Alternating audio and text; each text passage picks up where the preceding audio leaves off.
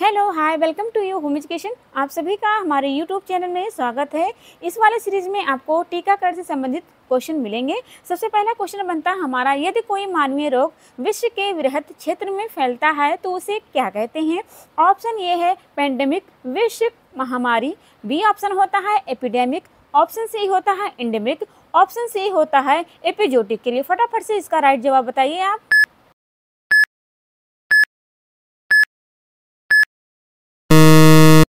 तो इस क्वेश्चन का राइट जवाब होगा ए ऑप्शन, यानी कि पेंडेमिक, जिसे कहा जाता है वैश्विक महामारी।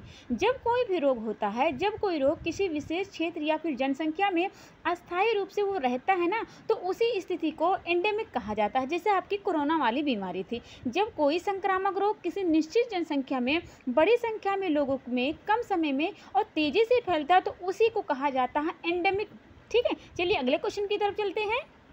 अब मैं अगला क्वेश्चन पूछती हूँ आपसे, इम्यूनोलॉजी प्रतिरक्षा विज्ञान के जनक कौन हैं। ऑप्शन ए है रॉबर्ट कोच। ऑप्शन बी होता है लुई पॉस्चर। ऑप्शन सी है एडवर्ड जेनर। ऑप्शन डी है लैंड स्टीनर। हमें आशा है कि आपको इसका राइट जवाब पता होगा। फटाफट से आप इसका राइट जवाब बताइए।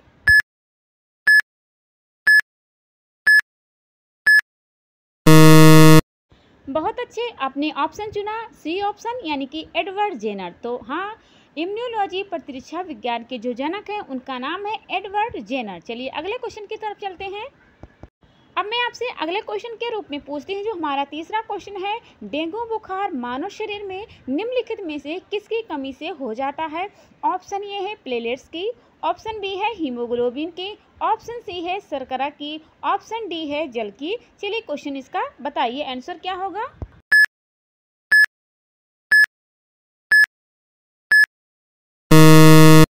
बहुत खूब, आपने ऑप्शन चुना ए ऑप्शन, यानी प्लेलेट्स की। देखो, जो डेंगू बुखार होता है, डेंगू बुखार से पीड़ित जो रोगी होता है उसके रक्त में प्लेलेट्स की संख्या जो होती है कम हो जाती है। अगर कोई स्वस्थ व्यक्ति है तो उसमें 2 से लेकर के 4 लाख प्लेलेट्स प्रति क्यूबिक में होते हैं। चलिए अगले क्वेश्चन की तरफ चलते हैं।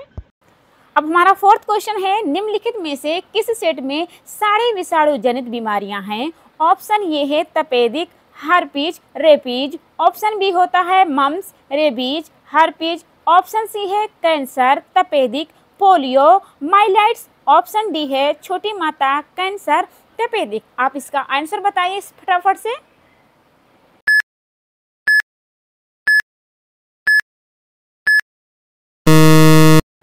अब यहाँ पे राइट आंसर निकल के आता है फोर्थ का बी ऑप्शन, मम्स को कंठमाला के नाम से भी जाना जाता है, जो आपके पैरोडिड ग्रंथि में पाया जाता है। रेपीज, हार्पीज, ये सब कैसे रोग होते हैं, ये सब विषाणु जनित रोग होते हैं। चलिए अगले क्वेश्चन की तरफ चलते हैं। अब आगे क्वेश्चन बोलने से पहले अगर आप मेरे चैनल पे नए हो तो प्लीज़ चैनल को सब्सक्राइब कर दीजिएगा, क्योंकि यहाँ पे आपको डेली क्वेश्चन की सीरीज बहुत अच्छे मिलते हैं। चलिए 5th क्वेश्चन आपसे पूछा जा रहा है कि पोलियो की टीके की खोज किसने की। ऑप्शन ये है अलेक्जेंडर फ्लेमिंग। ऑप्शन बी होता है रॉबर्ट कोच। ऑप्शन सी है जोनास साल्क। ऑप्शन डी है एडवर्ड जेनर। आप इसका राइट जवाब दीजिए फटाफट से।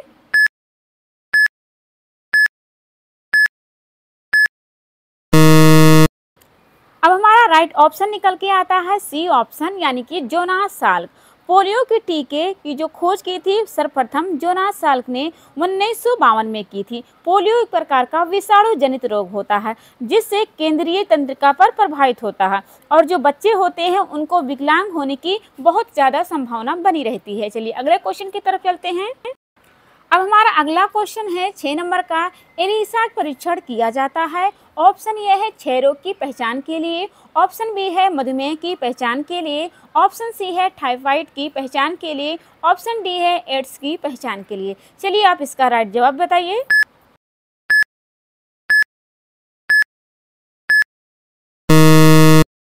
छठवां का राइट आंसर मिलता है डी ऑप्शन, यानी एड्स की पहचान के लिए एलिसा का परीक्षण किया जाता है। इसके अलावा इस रोग का परीक्षण जो करना है तो विकिरणीय प्रतिच्छय जांच के द्वारा भी किया जाता है। एड्स एक घातक संक्रामक रोग होता है जिसका जो कारक होता है HIV वायरस होता है। इससे जो प्रभावित होता है वो व्हाइट ब्लड सेल्स, यानी कि श्वेत रुधिर कणिकाएं जो होती हैं वो प्रभावित हो जाती हैं। चलिए अगले क्वेश्चन की तरफ चलते हैं। अब 7वां क्वेश्चन है AIDS निम्न में से किस रोग नाम का संक्षिप्त रूप है। आपके पास ऑप्शन ए है acquired immune deformity syndrome, option b है antidependent immune deficiency syndrome, option सी है acquired immuno deficiency syndrome, option d है एबनॉर्मल इम्यून डिफिशियंसी सिंड्रोम। चलिए फटाफट से इसका राइट आंसर दीजिए।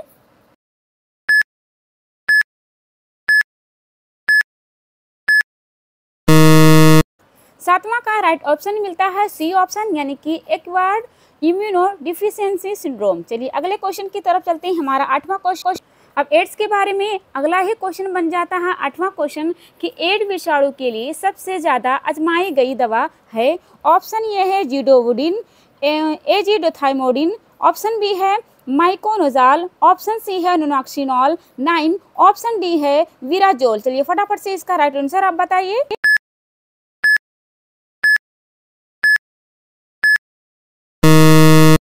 हमें आशा है कि आपने इसका राइट आंसर आपने चुन लिया होगा। तो जो आपने सोचा है वही ऑप्शन राइट हो जाता है, यानी कि 8वां का ए ऑप्शन जिडोवुडिन सही हो जाता है। यानी कि जिडोवुडिन एक प्रकार का एंटी रेट्रोवायरल दवा होता है जिसे HIV एड्स के उपचार के लिए ये दवा में प्रयोग की जाती है। चलिए अगले क्वेश्चन की तरफ चलते हैं। अब मैं अगले क्वेश्चन के रूप में आपसे पूछती हूँ। 9वां क्वेश्चन है विश्व में चेचक का उन्मूलन घोषित किया गया था। आपसे सन में पूछा जा रहा है। ऑप्शन ये है 1975 में, ऑप्शन बी है 1980 में, ऑप्शन सी है 1996 में, ऑप्शन डी है 2008 में। चलिए क्वेश्चन का राइट आंसर बताइए आप।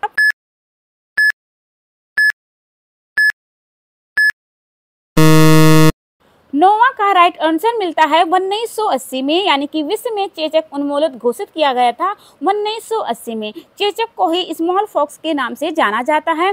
चेचक विषाणु जनित रोग होता है। इस विषाणु का नाम होता है वेरियोला। तो WHO ने चेचक उन्मूलन का 1980 में घोषित किया गया था। आपसे क्वेश्चन भी पूछ सकता है कि किसने घोषित किया था, तो WHO ने घोषित किया था। चलिए अगले क्वेश्चन की तरफ चलते हैं। अब मैं अगला क्वेश्चन पूछती हूँ आपसे। 10 क्वेश्चन BCG का टीका किस रोग को ठीक करने बचने के लिए दिया जाता है। ऑप्शन ए है हैजा, ऑप्शन बी है टिटनेस, ऑप्शन सी है तपेदिक, ऑप्शन डी है एड्स। चलिए फटाफट से आप इसका आंसर बताइए।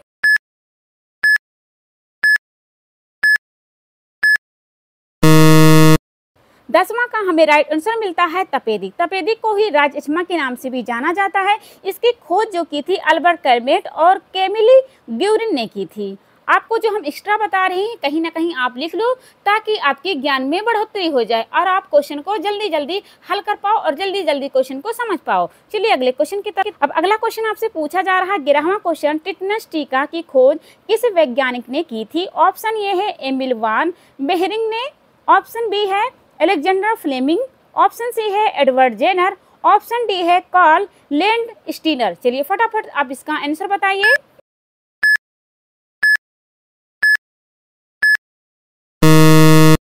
इस क्वेश्चन का राइट आंसर मिलता है ए ऑप्शन, यानी कि एमिल वान बेहरिंग ने टिटनेस टीका की खोज की थी। इसके अलावा जो इसमें टीका का इस्तेमाल किया जाता है उसका नाम है टिटवेक या फिर कहें ATS नामक जो टीका होता है सबसे पॉपुलर टीका होता है।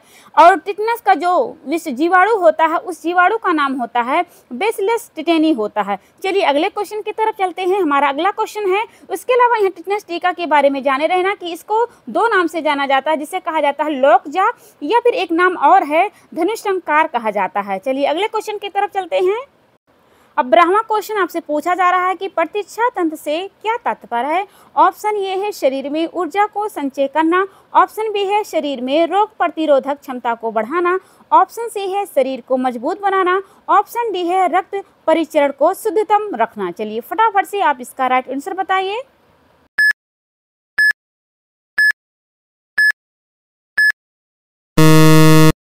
12वां का राइट आंसर होगा बी ऑप्शन, यानी कि प्रतिरक्षा तंत्र से तात्पर्य है शरीर में रोग प्रतिरोधक क्षमता को बढ़ाना, यानी कि B option is the right answer बन जाता है। चलिए अगला क्वेश्चन देखते हैं। अगला क्वेश्चन है 13वां क्वेश्चन, प्रतिरक्षा के 2 प्रमुख भेद कौन से हैं। ऑप्शन ए है एंटीजन और एंटीबॉडीज, ऑप्शन बी है लंपवत और क्षैतिज, ऑप्शन सी है स्वाभाविक और विशिष्ट या उपार्जित, ऑप्शन डी है उपयुक्त सभी। चलिए फटाफट आप इसका आंसर बताइए।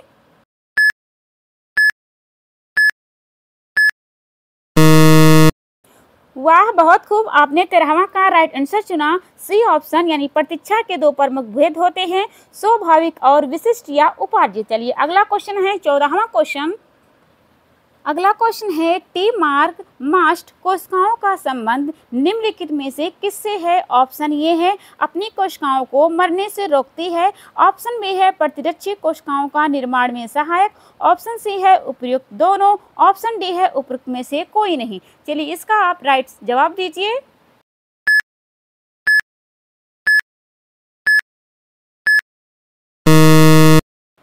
चौदहवां का राइट आंसर होगा बी ऑप्शन, यानी कि प्रतीक्षा कोशिकाओं के निर्माण में सहायक। चलिए अगले क्वेश्चन देखते हैं, हमारा 15वां क्वेश्चन है। 15वां क्वेश्चन आपसे पूछा जा रहा है कि प्रतीक्षा का कोशिकावाद सिद्धांत के प्रतिपादक निम्नलिखित में से कौन है? ऑप्शन ए है मेंशनकॉफ, ऑप्शन बी है रॉबर्ट हुक्स, ऑप्शन सी है एंटोनी वान ल्यूवेनहॉक, ऑप्शन डी है थियोडोर स्वान। चलिए आप इसका राइट आंसर बताइए।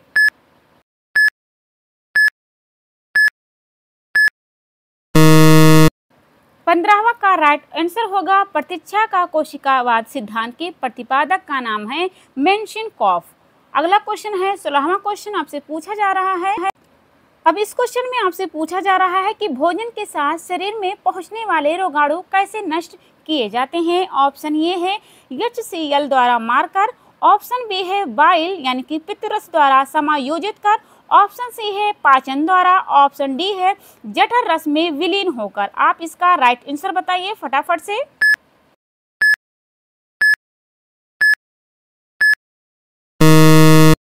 इस क्वेश्चन का राइट आंसर होगा भोजन के साथ शरीर में पहुंचने वाले रोगाणु को HCl यानी कि हाइड्रोक्लोरिक एसिड द्वारा मार करके नष्ट किए जाते हैं। यह भोजन और अन्य जो अशुद्धियां होती हैं कोशिकाओं में पहुंचने से रोकती हैं। यानी कि अब इस क्वेश्चन का राइट आंसर मिलता है ए ऑप्शन HCl द्वारा मारकर। अगला क्वेश्चन हमारा बनता है, अब यह क्वेश्चन आपसे पूछा जा रहा है कि एंटीबॉडीज निम्नलिखित में से किसमें बनते हैं? ऑप्शन ए है DNA में, ऑप्शन बी है RNA में, ऑप्शन बी सी है WBC में, ऑप्शन डी है लिम्फोसाइट्स में। चलिए इसका राइट आंसर आप फटाफट से दीजिए।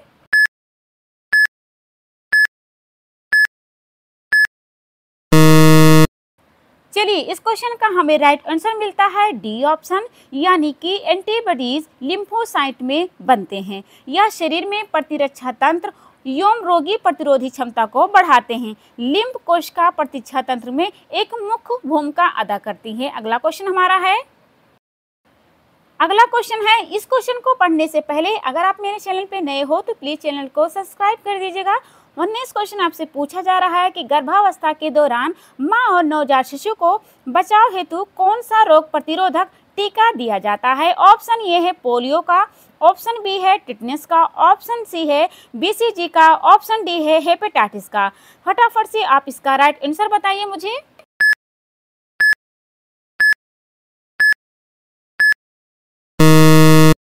वाह वाह, बहुत खूब, आपने इस क्वेश्चन का राइट आंसर चुना है टिटनेस का, यानी कि बी ऑप्शन। तो गर्भावस्था के दौरान 16 से 36 सप्ताह के अंदर ही TT यानी टिटनेस के 2 टीके मां और नवजात शिशु के टिटनेस के बचाव के लिए इसका टीका दिया जाता है। अब हमारा अगला क्वेश्चन है, देखिए क्वेश्चन पढ़िए। अब अगला क्वेश्चन है 20 क्वेश्चन और लास्ट क्वेश्चन है, विश्व पोलियो दिवस मनाया जाता है। ऑप्शन ए है 1 दिसंबर, ऑप्शन बी है 4 फरवरी, ऑप्शन सी है 24 अक्टूबर, ऑप्शन डी है 31 मई। चलिए फटाफट से आप इसका राइट आंसर बताइए।